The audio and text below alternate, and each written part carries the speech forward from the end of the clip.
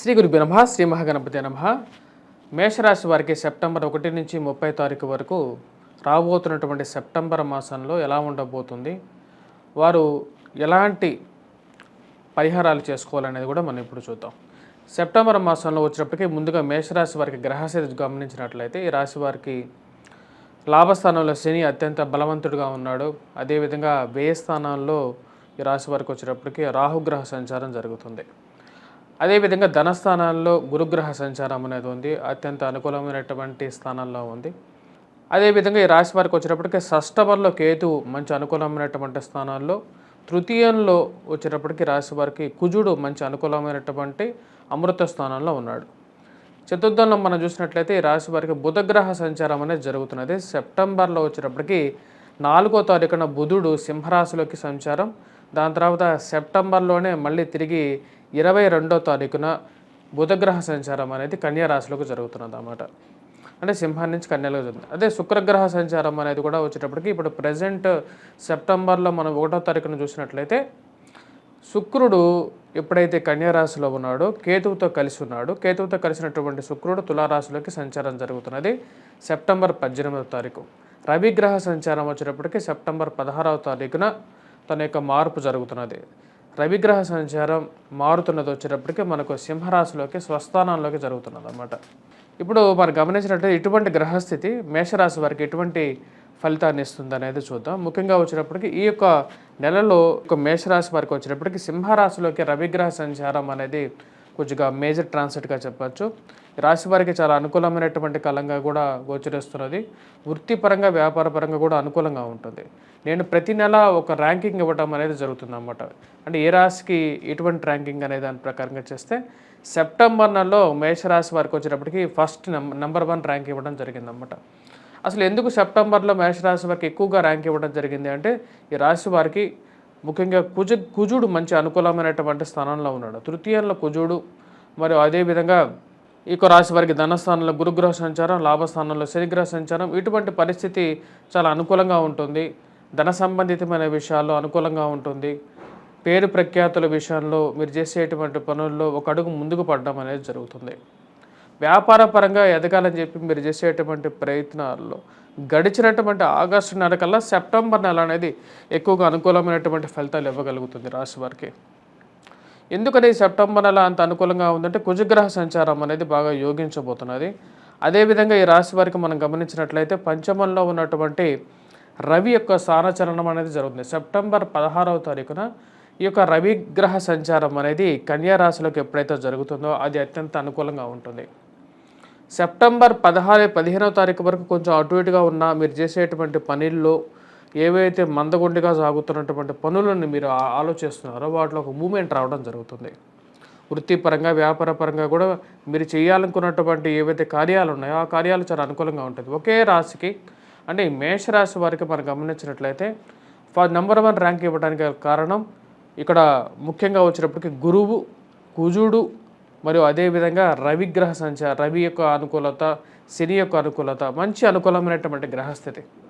సెప్టెంబర్లో 16వ తారీఖు నుంచి రాశి వారికి తిరుగుండదు. ఎందుకంటే వృత్తిపరంగా వ్యాపారపరంగాను, మరి అదేవిధంగా శత్రు సంబంధితమైన విషయాలను, ఆరోగ్యపరంగాను రికవరీ అనేది ఫాస్ట్గా ఉంటుంది.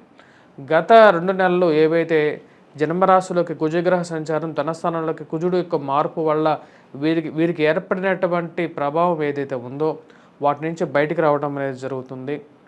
ఇన్వెస్ట్మెంట్స్ పరంగాను, ప్రమోషన్స్ పరంగాను, ఇంక్రిమెంట్స్ పరంగాను, ఉద్యోగ మార్పు చేర్పుల గురించి మీరు చేసేటువంటి ప్రయత్నాల్లోనూ 16వ తారీఖు నుంచి చాలా బాగుంటుంది. ఇంకా ఇప్పుడు రియల్ ఎస్టేట్గా చాలా వరకు స్తబ్దుగా ఉన్నటువంటి ప్రాపర్టీస్ కానీ లేకపోతే వీటిని ఎలా వదిలించుకోవాలా అని అర్థం కానటువంటి పరిస్థితిలో కొట్టుమిట్టాడుతున్నటువంటి వారికి ఒక మార్గం అనేది సుగమం అవడం అనేది జరుగుతుంది. మరి అదేవిధంగా వ్యాపార పరంగా ఎవరైతే క్రూడ్ ఆయిల్స్లో కానీ రిఫైనరీస్లో కానీ వృత్తిపరంగా కూడా పనిచేస్తున్నటువంటి వారికి, ఫార్మాస్యూటికల్ రంగంలో పనిచేస్తున్నటువంటి వారికి కూడా ఒక మూవ్మెంట్ అనేది రావడం జరుగుతుంది. విద్యార్థులు ఎవరైతే గ్రూప్స్ కానీ సివిల్స్ కానీ ఫిలిమ్స్ కానీ కోసం ప్రిపేర్ అవుతున్నారో నూతన ఉత్తేజంతో పనిచేయగలుగుతారో, చదవగలుగుతారు, కాన్సన్ట్రేట్ కరెక్ట్గా చేయగలుగుతారు. వారికి ముందున్నటువంటి లక్ష్యాన్ని ఛేదించడానికి వారు బాగా ప్రయత్నం చేయడం జరుగుతుంది. ఈ రాశి వారికి చాలా అనుకూలమైనటువంటి గ్రహస్థితి. వివాహ ప్రయత్న సంబంధితమైన విషయాల్లో ఒక కదలిక, ఎన్నో సంవత్సరాల నుంచి వివాహం కానటువంటి వారు ప్రయత్నాలు చేస్తున్నటువంటి వారికి ఒక మార్పు అనేది రావడం జరుగుతుంది. వివాహం గురించి మీరు అనుకున్నటువంటి సంబంధం, మీరు కోరుకున్నటువంటి సంబంధం, మీకు నచ్చినటువంటి సంబంధం మీ బంధువుల ద్వారా, స్నేహితుల ద్వారా మీకు రావటం మీ మానసిక ఆనందానికి గల కారకంగా ఉంటుంది. ఎన్నో సంవత్సరాల నుంచి మీరు చేస్తున్నటువంటి సమయం వచ్చిందా అన్నట్లుగా ఉంటుంది. దూర ప్రాంత విద్యా ప్రయత్న సంబంధితమైన విషయాలు, విద్యా ప్రయత్నంలో విదేశీయాన ప్రయత్న సంబంధితమైన విషయాల్లో ఒక సానుకూలమైనటువంటి ఫలితం పొందడం అనేది జరుగుతుంది. ఈ రాశి వారికి వచ్చేటప్పటికి చాలా అత్యంత అనుకూలమైనటువంటి కాలంగా చెప్పొచ్చు.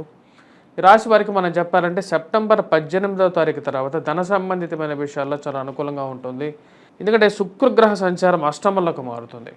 శుక్రుడు అష్టమంలోకి మారినప్పుడు శుక్రగ్రహ దృష్టి వచ్చేటప్పటికి ధనస్థానం మీద ఉంటుంది. అంటే గురువు యొక్క దృష్టి, గురువు ఉన్నటువంటి స్థానం మీద శుక్రగ్రహ దృష్టి పడినప్పుడు అది అత్యంత అనుకూలమైనటువంటి స్థితిగా ఉంటుందన్నమాట ఈ రాశి వారికి.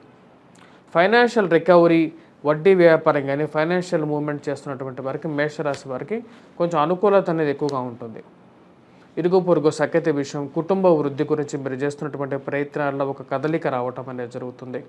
సంతానం గురించి ఎవరైతే ప్రయత్నాలు చేస్తున్నారో వారికి ఈ యొక్క నెల అనేది చాలా అనుకూలంగా ఉంటుంది.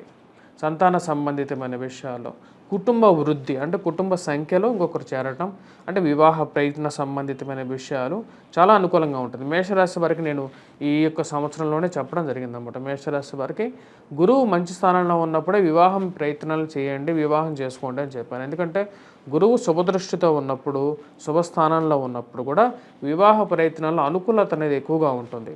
ఎందుకంటే సుఖమైనటువంటి సమయంలోనే వివాహం జరిగినప్పుడు అనుకూలత అనేది ఎక్కువగా ఇంటికి రావడం జరుగుతుంది.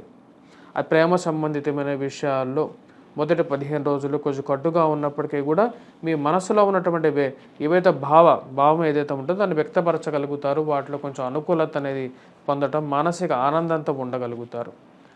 అన్య స్త్రీ సంపర్కం కానీ అన్య పురుషులతో కలవాలని చెప్పి మీరు చేసేటువంటి ప్రయత్నాలు కొన్ని జాగ్రత్తలు తీసుకోండి. ఆరోగ్యపరంగా ఉన్నటువంటి సమస్య ఎదుర్కొంటున్నటువంటి వారికి రికవరీ అనేది కొంచెం బెటర్గా ఉంటుంది. మానసిక చింత నుంచి బయటకు రాగలుగుతారు. సంతాన సంబంధితమైన విషయాల్లో కూడా అనుకూలమైనటువంటి ఫలితాలతో మీ యొక్క కుటుంబ ఆనందంతో గడపగలుగుతారు. కుటుంబంతో, స్నేహితులతో ఈ యొక్క నెల 16వ తారీఖు నుంచి గడపటం, మానసిక ఆనందానికి పుణ్య నది స్నానం చేయటం అనేది జరుగుతుంది ఈ యొక్క నెల. మేషరాశి వారికి పరిహారాల గురించి మనం చెప్పినట్లయితే, మేషరాశి వారికి శ్రావణ మాసంలో, ఎందుకంటే శ్రావణ మాసం అనేది వచ్చేసింది, ఈ శ్రావణ మాసంలో అన్ని లక్ష్ములని మనకు అంటే ధైర్యలక్ష్మి, ఐశ్వర్యాన్ని, కుటుంబాన్ని, సంతానాన్ని ఇచ్చేటువంటి లక్ష్మి వ్రతం అనేది అందరూ చేస్తారు. మరి మేషరాశి వారు ఎటువంటి వ్రతం చేసుకుంటే వారికి ఈ నెలలో ఇంకా అనుకూలమైనటువంటి ఫలితాలు పొందగలుగుతారు.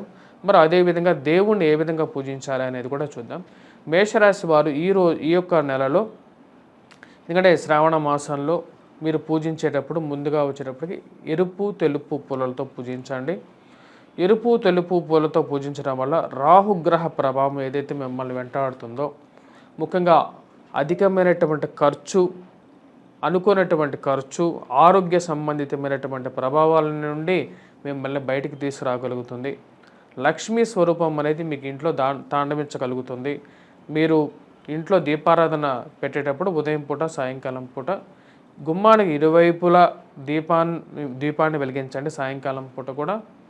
మరి అదేవిధంగా మీరు ఏదైతే దీపం వెలిగిస్తున్నారో దాన్ని కొబ్బరి నూనెతో వెలిగించగలిగితే ఐశ్వర్య ప్రాప్తి అనేది పొందడం అనేది జరుగుతుంది. స్వస్తి.